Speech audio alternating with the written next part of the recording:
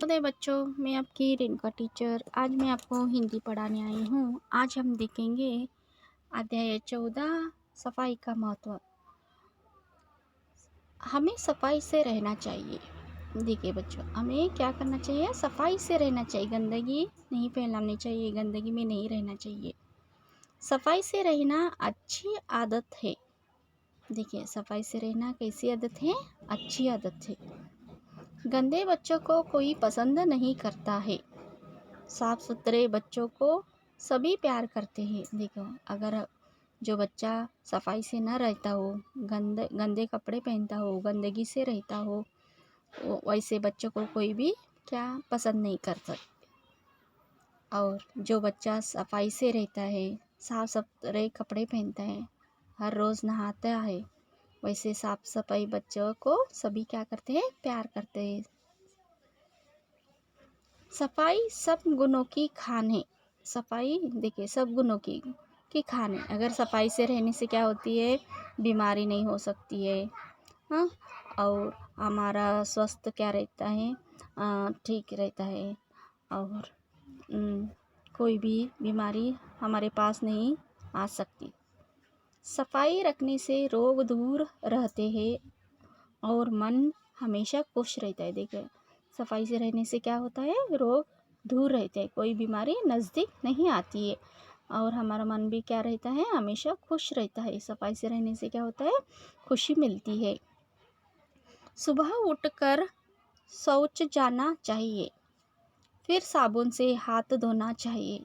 इसके बाद मंजन या दातुन से दांतों को अच्छी तरह साफ करना चाहिए। देखिए, सुबह उठकर पहले शौच जाना चाहिए, उसके बाद साबुन से अच्छी तरह हाथ धोना चाहिए। हाथ धोने के बाद अपने दांतों का मंजन करना चाहिए, दांत घिसना चाहिए और साफ रखनी चाहिए। ऐसे करने से दांत स्वस्थ, सुंदर और मजबूत बनते हैं। देखिए, हर रोज़ दातुन करने से क्या होता है? दांत सुंदर रहते हैं, मजबूत रहते हैं और स्वस्थ रहते हैं। अगर नहीं तो क्या हो जाता है? हमेशा दांतों में से दुर्गंध आने लगती है, मुंह में से, और दांत खराब हो सकती है, उसमें कीड़ा लग सकता है। दांतों की दर्द रहती है, दांतों में हमेशा दर्द रहता है। इसलिए मंजन से अच्छी तरह दांत घिसना चाहिए। मंजन करने के बाद नहाना चाहिए। देखिए, मंजन करने के बाद क्या करना चाहिए? नहाना चाहिए। नहाते समय सभी अंगों, हाथ पैर, सिर आदि को ठीक से साफ करना चाहिए। देखिए, नहाते समय कुछ बच्चे ऐसे करते हैं, जल्दी जल्दी सर पर 2 लोटा पानी डालकर आ जाते हैं। ऐसा नहीं करना चाहिए। अच्छा से हाथ पैर सिर क्या करना है? साबुन से रगड़ कर साफ करना चाहिए और नहाना चाहिए। नहाने के बाद तौलिया से शरीर को पोंछकर साफ सुथरा कपड़े पहननी चाहिए। देखिए, कुछ बच्चे ऐसे होते हैं कि नहाने के बाद भी गंदी कपड़े पहनते हैं। ऐसा नहीं करना चाहिए, क्योंकि गंदे कपड़े में भी कीटाणु हो सकते हैं। वो दोबारा क्या करते हैं? हमारे शरीर में और चिपक जाते हैं, उससे और बीमारी फैल सकती है। इसीलिए साफ सुथरे कपड़े, धुले कपड़े पहननी चाहिए, नहीं तो खुजली का, चर्म का समस्या भी हो सकता है। नाखून की सफाई का भी ध्यान रखना चाहिए। यदि नाखून बढ़ गए हो तो उन्हें काट लेना चाहिए। देखिए, अगर नाखून की सफाई भी बहुत ज़रूरी है, नहीं तो क्या हो जाता है? नाखून में जो भी गंदगी फंस जाती है। जब भी हम खाना खाने के समय क्या करते हैं? नाखून के द्वारा खाने में जाकर मुंह में चली जाती है वही गंदगी। उससे पेट की बीमारी और उल्टी ऐसा बीमारी भी हो सकती है। इसलिए उसे काटना चाहिए और उसका भी देखभाल करनी चाहिए। जूते भी साफ होने चाहिए। जूते यदि गंदे हो तो उन पर पॉलिश करवा लेनी चाहिए। देखिए, नाखून के जैसे ही साफ होने के बाद क्या करना चाहिए? अपने जूतों का भी ख्याल रखना चाहिए। जूते में भी जब भी हमें हमेशा जूते पहनते रहते हैं, उसे साफ़ नहीं करते तो उसमें से गंदी बदबू आ सकती है। इसीलिए उसे पॉलिश करके जूतों का भी सफाई का ध्यान रखना चाहिए। इस प्रकार सफाई रखने से शरीर स्वस्थ रहता है।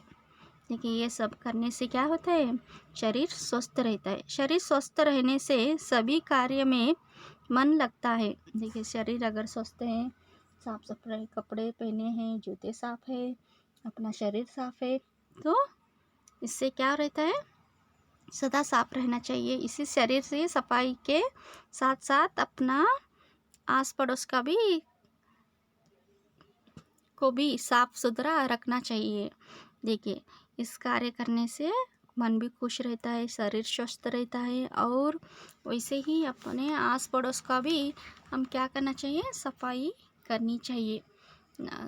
कुछ लोग ऐसे होते कि घर के अंदर सफाई करते हैं और बाहर देखे तो इतना गंदगी फैली रहती है, और उससे भी क्या हो जाता है, बीमारी पड़ सकते हैं हम। वहाँ पे मक्खियाँ बैठते हैं, वही अंदर आ जाते हैं, फिर उससे बीमारी फैल सकती है। अपने घर का कूड़ा हमें कूड़ेदार में ही डालना चाहिए। देखिए घर का कूड़ा कूड़ेदार में डालना। कुछ लोग ऐसे होते हैं कि घर का कूड़ा कहीं भी फेंक देते हैं, वहाँ क्या हो जाता है, गंदगी फैल सकती है। घर के कूड़े को इधर उधर फेंकना से पानी की नलियाँ बंद हो जाती है, जिससे चारों ओर बदबू फैलती है। देखिए कूड़ा अगर हम वहाँ यहाँ फेंकने से क्या हो जाती है, नालियाँ में फेंकने से क्या हो जाती है, वहाँ नालियाँ का पानी भी सड़ने लगता है, और उससे गंदी बदबू आने लगती है, कीटाणु फैलने लगते हैं। इस गंदी बदबू के कारण कई रोग भी क्या हो सकते हैं, उत्पन्न हो सकते हैं, यानी कि कई रोग भी बढ़ सकते हैं। इन रोगों के कारण हमें अनेक प्रकार की आर्थिक हानि भी होती है। देखिए अगर रोग आया तो हॉस्पिटल जाना पड़ता है, दवाखाने में जाने से क्या हो जाता है, वहाँ भी पैसे डालना लगता है, इसीलिए आर्थिक हानि भी हो सकती है। अंत हमें अपने घर और घर के आसपास गंदगी नहीं फैलानी चाहिए, तभी हम रोगों से मुक्त हो सकते हैं। देखिए इसी कारण घर के आसपास भी गंदगी नहीं फैलानी चाहिए।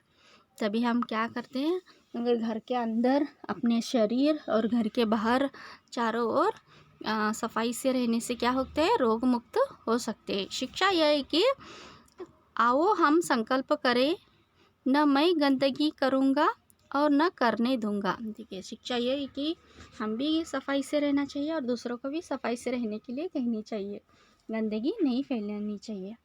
बच्चों आप भी समझ चुके हैं कैसे सफाई से रहना चाहिए और उसका महत्व क्या है और हमें क्या क्या लाभ हो सकता है, यहाँ हम जाने हैं। आप भी इस अध्याय को 2 बार अच्छी से पढ़िए और याद कीजिए, और मैं अगले हफ्ते एक नया अध्याय के साथ मिलूँगी। धन्यवाद।